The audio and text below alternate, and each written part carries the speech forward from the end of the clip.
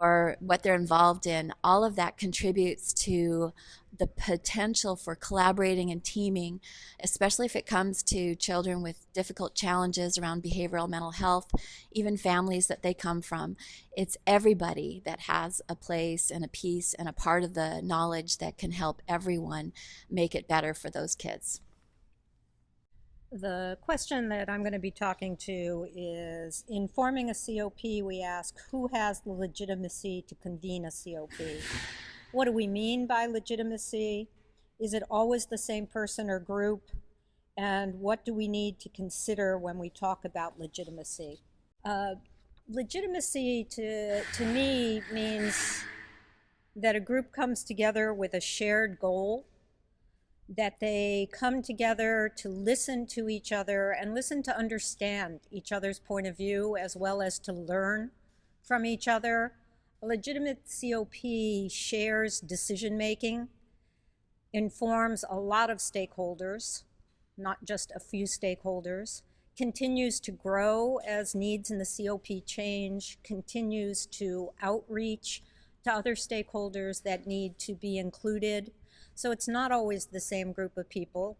It may evolve into changing goals, but all the people at the table still have something to contribute, are willing to learn and are open to learning and different points of view, and continue to work toward a shared goal. Do you want to go? Sure. Why don't you just hold that, Kelly? Okay.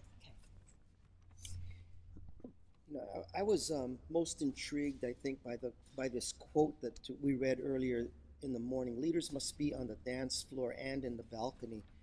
And it strikes me that the quote really speaks directly to the two differing concepts about 21st century leadership. One is that we have to lead through people, and then secondly, that we have to lead through community.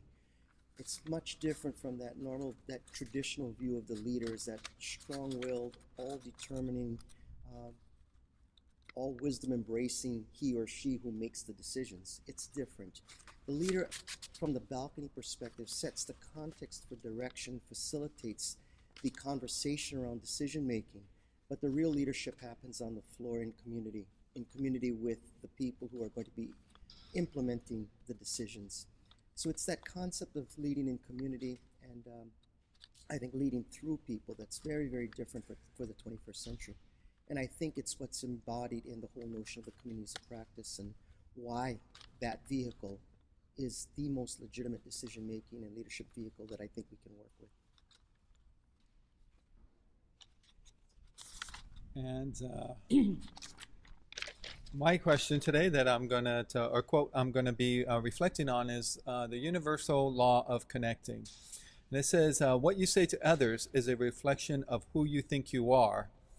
While you are speaking, they are thinking and deciding who you are and whether they want to take the next steps with you.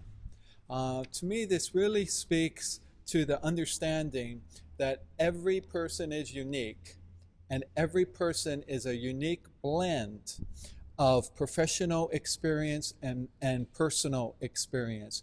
And what we have learned and grown in those two arenas of our life come together uniquely as our individual expression. And I think we all want to connect with other people, and as we reach out and we interact with them, we are looking for those connections of knowledge and experience. And I think it is that opportunity to come together and then move forward on the path together. And certainly as a communities of practice, that's what brings us together. Not only our knowledge of a content area around school-based behavioral health, but our personal experience in the field and with students that gives us that passion and that desire to really want to move forward in our work collectively and together, and really find those meaningful ways to connect with one another on that subject. Do you have any last thoughts? Aloha.